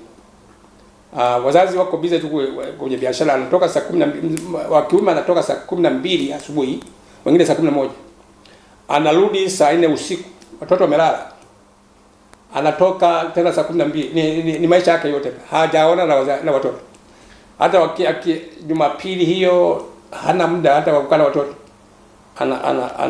Ana visakozi, anashughulia na mambo mengine tu. Nyumbani ni kama ni kuja kulala tu usiku. Hana muda wa kukaa na watoto. Sasa watoto wamekuwa shida. Sasa wamechukua simu, ndio wazazi hao, TV, radio, ndio ndio walezi wao. Sasa hiyo ndio shida kubwa zaidi. Katika Waefeso sura ya 6 mstari wa 4 anasema kuna mambo matatu pale. Katika Waefeso sura ya 6 mstari wa 4, enyi wakina baba msiwachokoze watoto, bali waleeni kwa adabu na katika maonyo ya Bwana. Paulo anajaribu kuwaambia Waefeso kwamba msiwachokoze watoto, wapendeni watoto. Wapende sio kuwapa zawadi tu, lakini wapende kukaa nao kucheza nao, kwa pandikiza vitu vya msingi katika maisha yake. Ndio. Lakini vile vile la pili kwamba kuwalea katika adabu, kuwa discipline katika maisha yake. Kwamba mtoto anapozaliwa anakuwa na ubinafsi karibu 100%. Sasa kazi ya mzazi ni kumtundua, ni kumbadilisha sasa hivi ili apende wenzake, ale chakula pamoja, awe na adabu katika maisha yake. Kwa hiyo mzazi, baba na mama wana kazi hiyo. Wanamtengeneza akiwa wanamuondoa ubinafsi ule ili awe na share na watu wengine, ashiriki na watu wengine. Unaweza kula pamoja na watoto wenzake, nafanya hivi. Hiyo ndio nzuri zaidi. Na kingine, maonyo ya Bwana ni mafundisho ya Mungu. Kwa hiyo wazazi siku hizi tumekuwa shida sana, na ndio ni hatari ya kutengeneza taifa ambalo linakuja pale, ilikuwa ngumu sana. Taifa hilo ambalo tunalitengeneza sasa, kwa sababu halina walezi. Walezi wako busy na maisha ya dunia hii, hayana mwisho. Ni kujitengenezea ratiba yako mwenyewe, baba au mama, kujitengenezea ratiba kwamba Jumamosi nitakuwa nyumbani na watoto. Ninapomaliza kazi hapa nawahi nyumbani na watoto. Unapanda, unawashape watoto kulingana na jinsi unavyotaka wewe mwenyewe. Vinginevyo sasa ukiacha watatengenezwa huko. Watatengenezwa na TV, watatengenezwa na simu hizi, watatengenezwa vitu hivyo. Kwa hiyo wanakuwa watu wabaya zaidi kama kulingana na ukifika wakati wamekuwa sasa hakujui wewe mzazi, hana upendo na wewe. Kwa hiyo anaweza kuishi maisha ya ajabu sana. Kwa hiyo wito wangu ni wazazi kwamba tuangalie sisi ambao ni wazazi, tulilelewa huko. Na wazazi walikuwa benefit na sisi. Wakati tutengeneza tukatoka kama watu ambao wanaweza kuishi. Sasa sisi tumekuwa vivu kulea watoto wetu kwa sababu ya kusingizia tu kwamba tuko busy na mambo hayo mambo yana mwisho. Fedha inatafutwa, haina mwisho hiyo. Ratiba yako ni mzuri kuitengeneza ratiba, uwe na watoto pale nyumbani. Uwatengeneze watoto. Wajifunze kwako. Waone upendo wa baba na mama katika maisha yao. Sasa ni shida hiyo ni kubwa. Kwa hiyo wito wangu ni kwa wazazi, hiyo ndio classroot yetu kwamba kuwatengeneza wakiwa umemzaa mtoto. Sasa unatakiwa umlee kwa njia ipasayo hata iache atakapokuwa mzee. Sasa tumetelekeza sasa.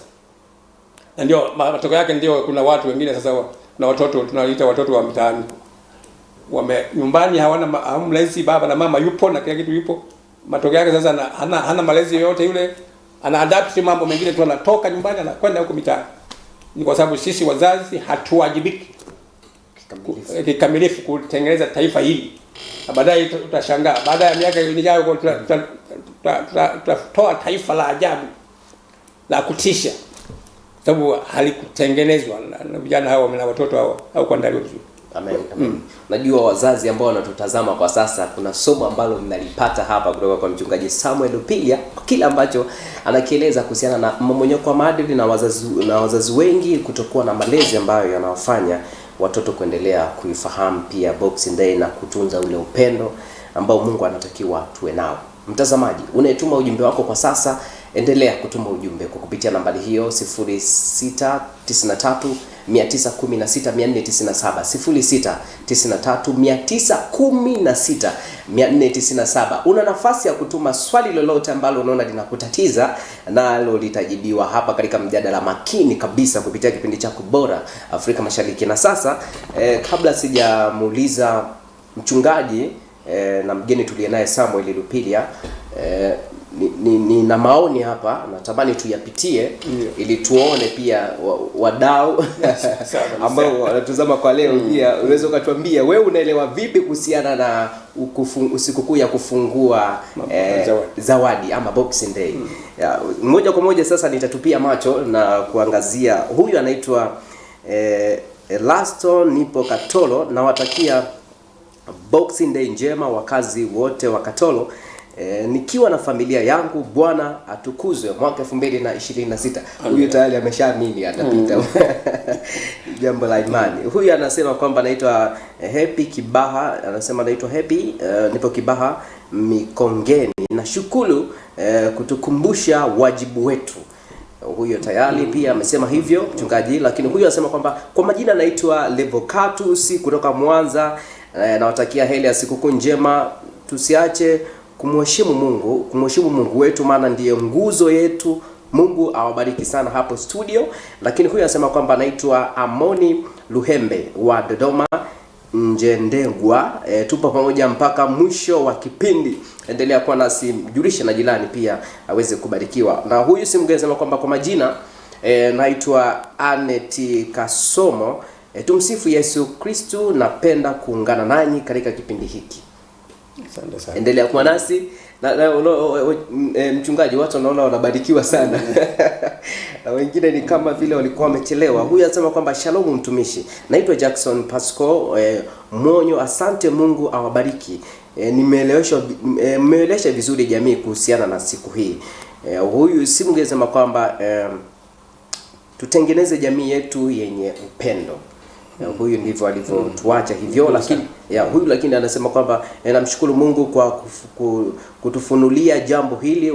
Upande wangu nimejifunza kitu na kuongeza vitu kutoka kwa baba mchungaji. Ni mimi Elizabeth Samueli wa Igoma, Mwanza. Na huyu huenda akawa kufahamu vyema. Maana umetabasamu mchungaji kutoka na kile. Sasa huyu anasema kwamba naitwa Mayani kutoka Mara. Mungu awabariki na ninabarikiwa sana na kipindi hiki. Amka tumsifu Mungu. Anasema kwamba Bwana Yesu asifiwe. Naitwa Faraja Isaka au Mama Isaka kutoka Kanyama. Nashukuru sana kwa kipindi hiki. Nilikuwa sijaelewa vizuri sana kuhusu Boxing Day, lakini kwa ufafanuzi zaidi nimeelewa vizuri kabisa. Na huyu si mwingine anasema kwamba Imani Shirima kutoka Kinyerezi mwisho. Mungu awabariki sana kwa kazi njema, na sisi pia tunakutakia sikukuu njema ya kufungua zawadi ulionayo. Anasema Baba G wa Mtumbili Center, tuko pamoja hapo studio. Naona endelea kutuma ujumbe wako, na sisi pia tutaendelea kuzisoma kwa kile ambacho Mungu anakubarikia siku hii ya leo katika kipindi hiki. Moja kwa moja sasa, naona umeona namna jinsi watu wanapozidi kubarikiwa, na watu si wote walikuwa wanajua kuhusiana na swala Boxing Day. Swali ni moja tu nalotaka tulitafakari kwa sasa na tuweze kutupatia majibu, huku ujumbe wadau wakiendelea na kumiminika. Vipi kuhusiana na wale watoto ambao hawana makazi maalum, lakini pia tugusie na kwa watu ambao wako magerezani na wagonjwa. Hawa watu katika sikukuu hii ya Boxing Day ama kufungua zawadi wanasaidiwa vipi, na kama kanisa kiujumla huwa lina taratibu zipi kuhakikisha wale watu nao pia wanakuwa ni moja kati ya watu ambao wanashiriki kulitukuza jina la Bwana kwa upendo na mshikamano? Asante sana. Mambo haya ni muhimu sana. Na hao wafungwa, kuna watoto wetu wasio na makazi wanaishi tu humo, lakini Mungu anawapenda. Mungu aliupenda ulimwengu hata akamtoa mwanawe pekee. Kwa hiyo ni kutengeneza mpango. Kwa makanisa mengine yametengeneza mpango huo wa kukusanya zawadi hizo, maboksi hayo, na kuwaita na kuwapa zawadi. Wengine wajipanga kwenda magerezani, wanachukua vitu vyao, wanakusanya vitu hivyo na nguo na vitu vingine, wanakwenda magerezani pale. Lakini wengine wanakwenda hospitalini. Kuna wagonjwa wako kwenye hospitalini wamelazwa, nao wanakusanya vitu vyao, wanapelekea wagonjwa mle. Huu ni moyo wa ukarimu, moyo wa upendo, moyo wa Mungu usio na sababu. Unapeleka kwa mtu ambaye wala humjui wala hali yake hujui, lakini umesukuma tu na upendo kumpelekea mtu ambaye mtoto wa mitaani au magerezani. Kuna watu ambao wana shida. Ni lazima kanisa lionyeshe mzigo na moyo wa kupelekea watu wote habari njema. Mnawapeleka vitu, mnapeleka neno la Mungu.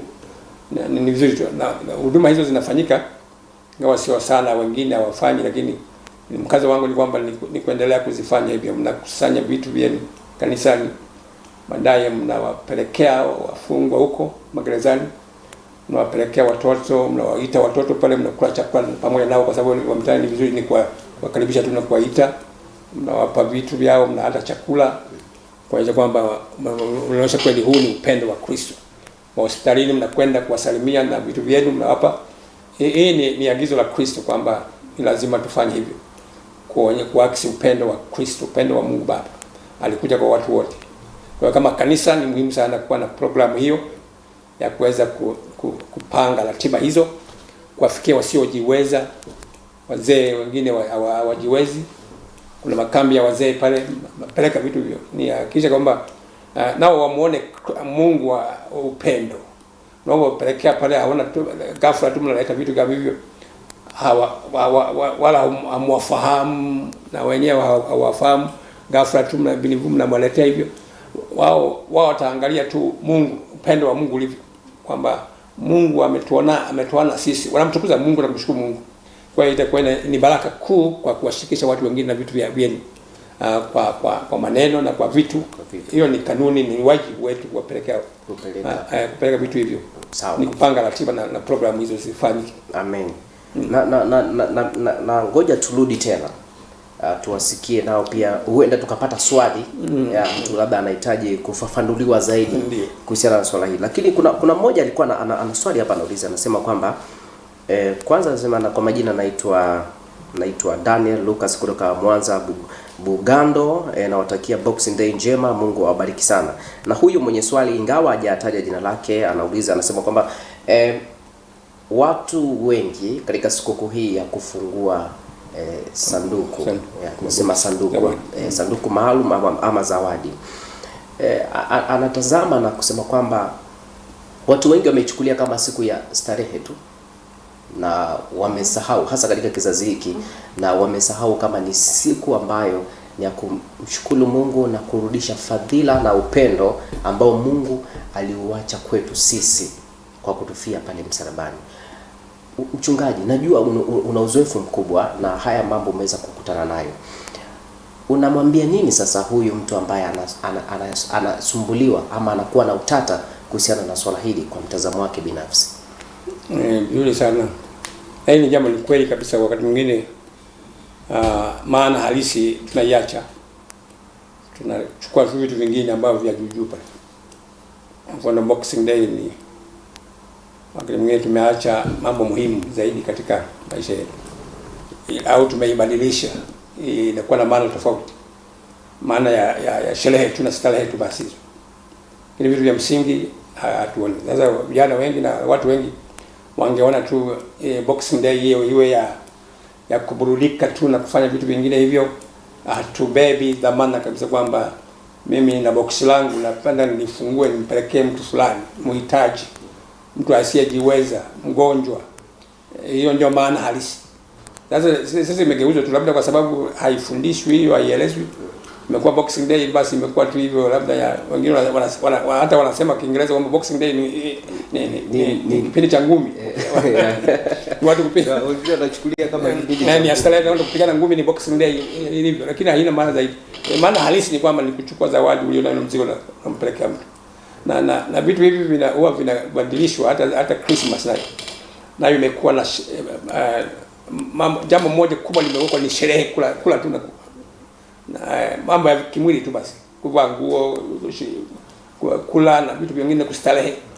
Lakini tunaacha ile maana halisi ya kwamba tunakumbuka kuzaliwa kwa Yesu Kristo, kwamba tuzame kabisa katika ibada, katika tafakari neno la Mungu, katika kujifunza. Hiyo ndio siku ya Kristo, tunakumbuka kuzaliwa kwa Yesu Kristo.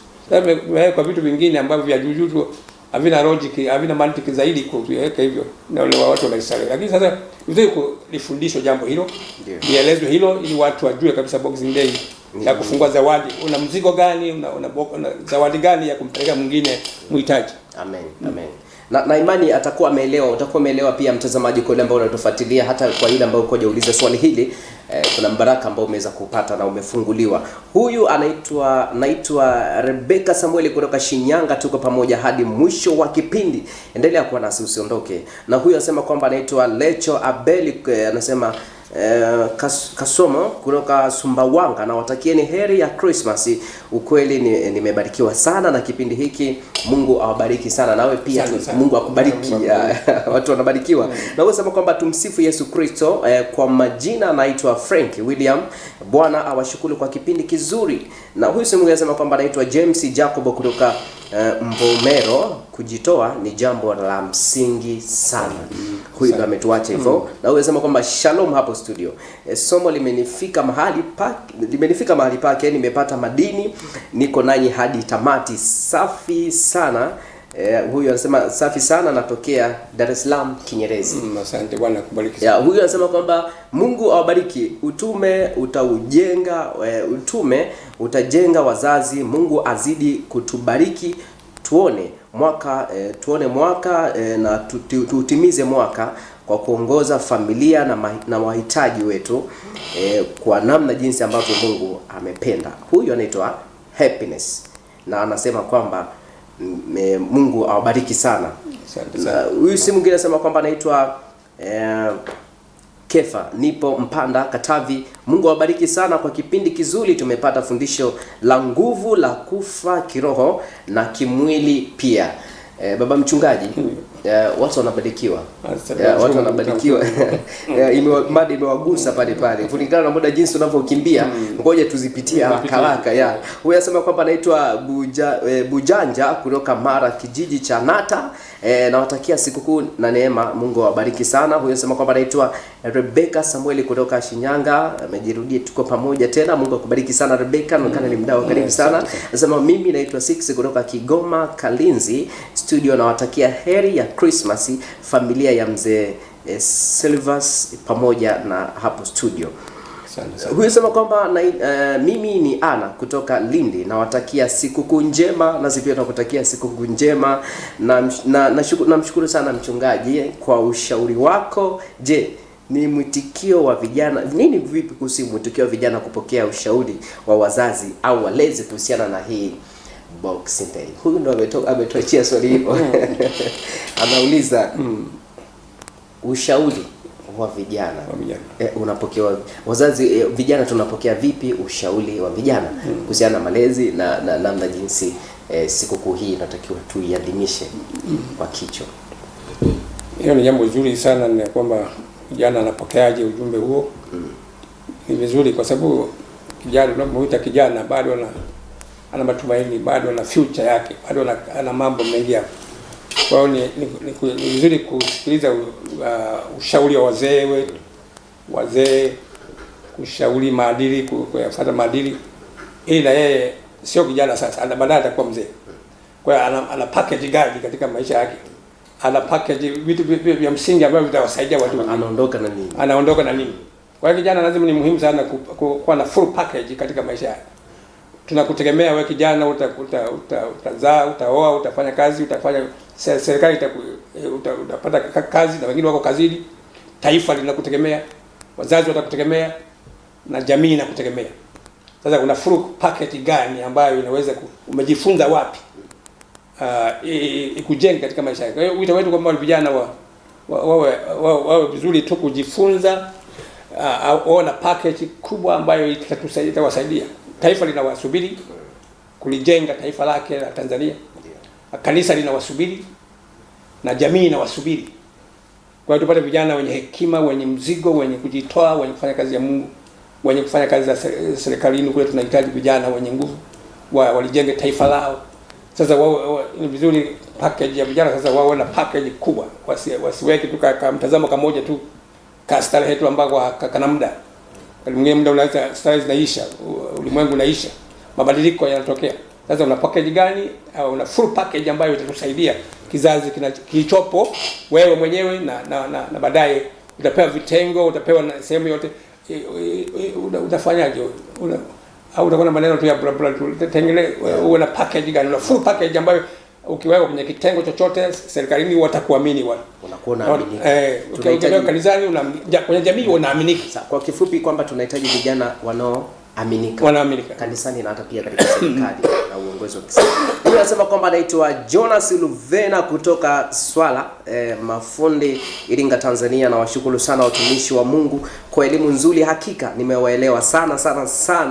Na huyu anasema kwamba anaitwa Baba Mchungaji. Je, anasema kwamba huyu swali lake naona hajaliweka vizuri. Pia unaweza kadirudia swali lako, tutaweza kulisoma vizuri. Anasema kwamba anaitwa Bishop Kakobe wa Geita. Nimebarikiwa sana na kipindi hiki. Huyu ni Bishop na imani unapata vizuri. Anasema kwamba Mungu awabariki sana. Anatokea kule Dodoma huyu. Anasema kwamba anaitwa Eliasi, ni Kagera, na watakia sikukuu njema, nasi pia tunakutakia heri ya sikukuu njema. Anasema kwamba sema kwamba huyu anatokea Singida, Tanzania. Somo limenifika mahali pake. Mungu awabariki sana. Mungu ambariki sana huyo pastor. Bwana pewe sifa sana. Huyu anasema kwamba Mungu awabariki sana. Anasema kwamba asante sana mchungaji kwa ushauri mzuri. Na huyu anasema kwamba anaitwa Elizabeth Samuel, nipo Solo wa Shinyanga. Nimebarikiwa sana na kipindi hiki. Endelea kutuma ujumbe nasi pia tutakupitia. Huyu anasema kwamba Mungu awabariki sana watumishi na watakia Boxing Day njema. Mimi Yohana mwana wa Wiza. Huyu anajiita mwana wa Wiza huyu. Naona ni Msukuma kweli kweli. Na huyu anasema kwamba anaitwa Chris kutoka Loliondo, na watakia heri ya Christmas, mwaka mpya, Mungu awatangulie. Na huyu anasema kwamba anaitwa Renatus Ladius, namshukuru Mungu kwa kunilinda pamoja na familia yangu kumaliza salama sikukuu. Mungu awabariki sana. Anasema kwamba karibu sana mchungaji kwa mara nyingine, by Jonathan Ruvena kutoka Swala Mfundi. Huyu naona amepata fundisho zuri. Bwana Yesu asifiwe hapo. Kutoka Dodoma huyu. Lakini huyu si mwingine, anasema kwamba nami ninabarikiwa sana na ninawapata vizuri sana. Na huyu anasema kwamba anaitwa Bujanja. Huyu naona ujumbe wake ameurudia. Shalom shalom, mimi Mswanya Sinza Kahama, kutokea Kahama. Naomba mchungaji agusie kuhusu wazazi kurudi nyumbani kwao kwa asili na familia yao kama sehemu ya zawadi. Na hili litakuwa ni swali ambalo linatupeleka ukingoni. Na mimi umelinasa vizuri. Wazazi kurudi. Maana kuna makabila mengine, maana kila makabila ana desturi yake. Nilikuwa wakiona wakiwa sikukuu zikikaribia wanarudi. Sasa huyu anahitaji kwa wale ambao Boxing Day iwe ni sehemu pia ya watu kurudi nyumbani. Swali hilo unaweza kumjibu vipi mtumishi? Ni wazo zuri, na shukuru kwa kuzungumza hilo.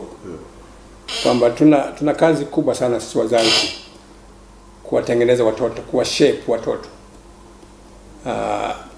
Tusizione vitu vya kazi zetu ni bora zaidi, marafiki bora zaidi kuliko watoto.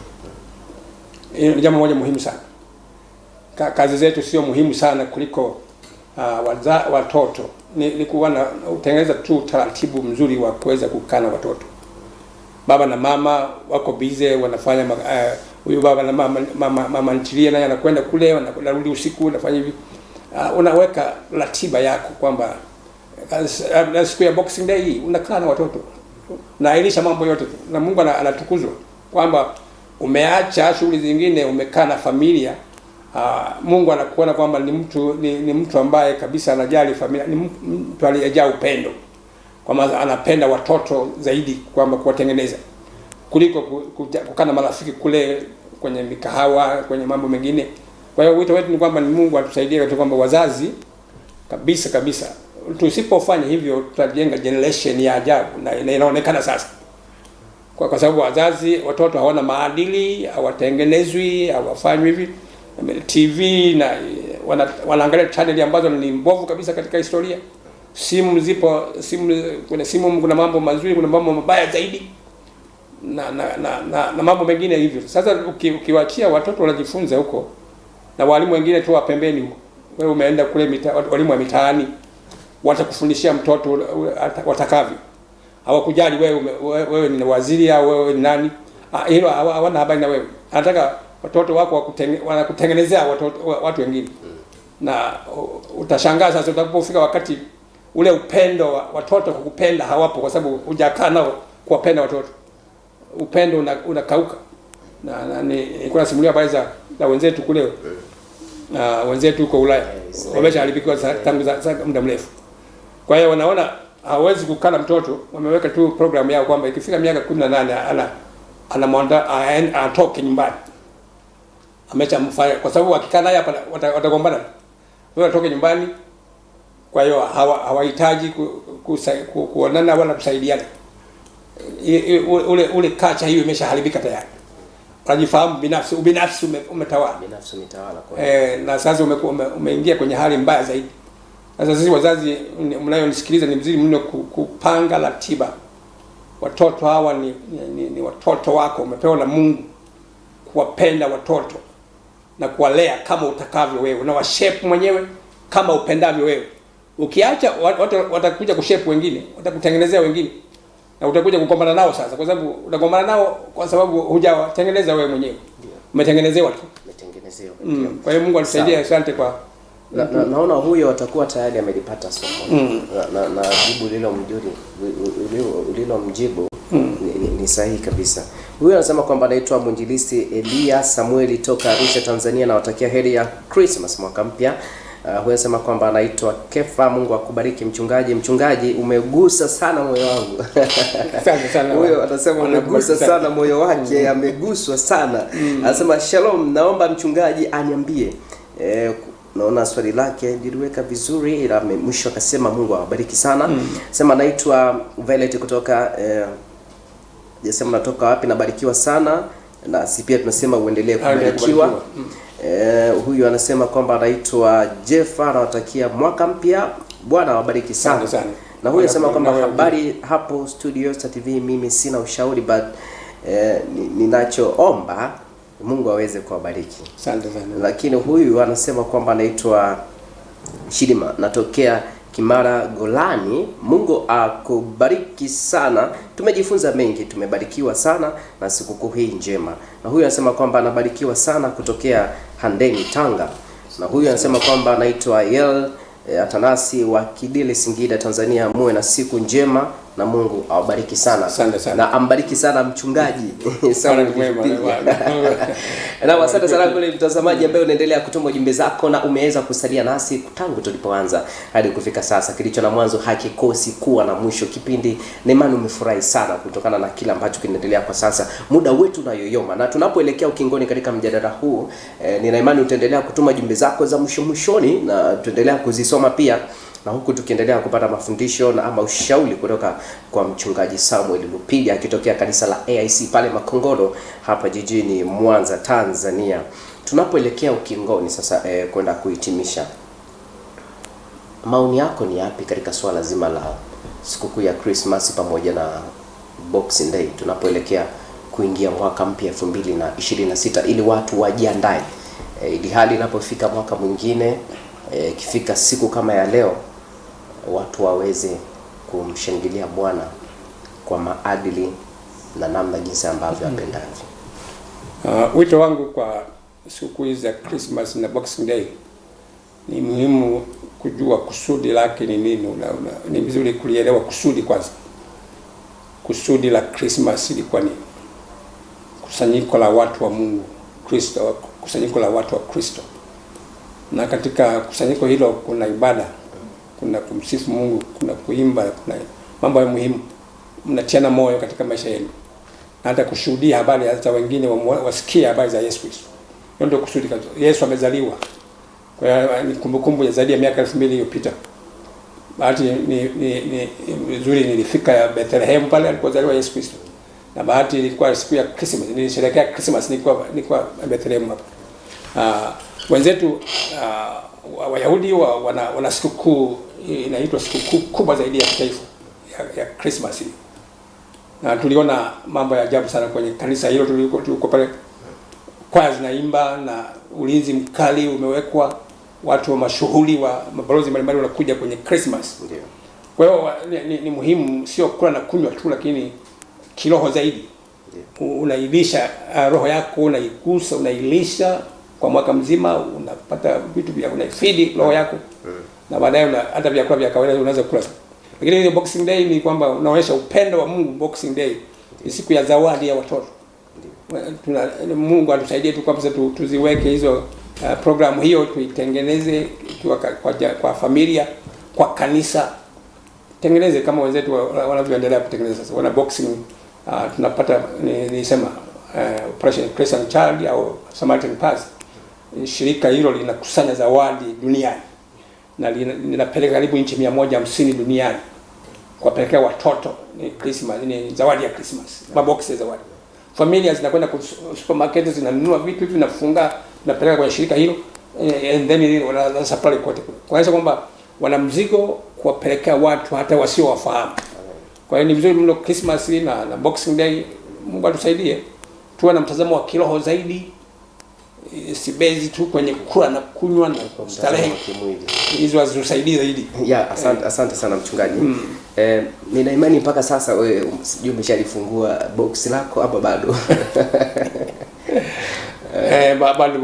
Bado ila tukitoka hapa nina imani kabisa teta kulifungua.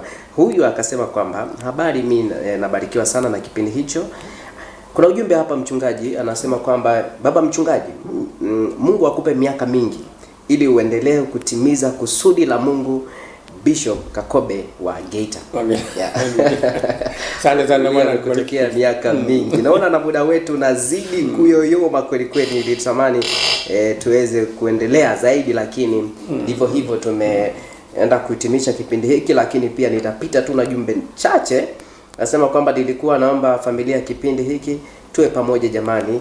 Zainabu Mangale kutoka Arusha, nasi pia tayari tuko pamoja kama familia. Huyu anasema kwamba anaitwa John kutoka Lindi, na watakieni heri ya mwaka mpya dada pamoja na kaka zangu hapo. Lakini anasema kwamba anaitwa Christopher, nampa kongole mchungaji, anatoa masomo mazuri kwa familia na vijana kwa ujumla. Kamalizia anasema kwamba huyu anasema anaitwa hajasema jina lake, ila anasema kwamba Mungu awabariki sana hapo studio, na watakia Christmas njema na Boxing Day. Mungu akubariki sana kwa yule mtazamaji ambaye umekuwa ukiendelea kututumia jumbe zako. Nina imani umebarikiwa sana na somo ambalo mchungaji amekuwa akilitoa, mchungaji Samuel Lupilia kutokea pale AIC Makongoro Mwanza. Amekuwa ni mbaraka kwetu siku hii ya leo, na mimi naweza kusema amekuwa ni zawadi siku hii ya leo kulifungua box letu katika mjadala wetu huu mpana zaidi. Maneno mawili ya kuingia mwaka 2026. Asante sana kwa kunialika mimi kwanza Star TV, lakini asante kwa kuona maono hayo. Ni mada mlioniletea hiyo, wito wa kushiriki na kujitoa na kujenga upendo wa jamii yenye upendo wa jamii. Ndio. Ni jambo moja muhimu sana, lakini na misingi yake katika Biblia. Kwa hiyo tunashukuru kwa ajili ya vipindi hivi mvitengeneza. Tunashukuru nyinyi mwendelee kuandaa vipindi kama hivyo.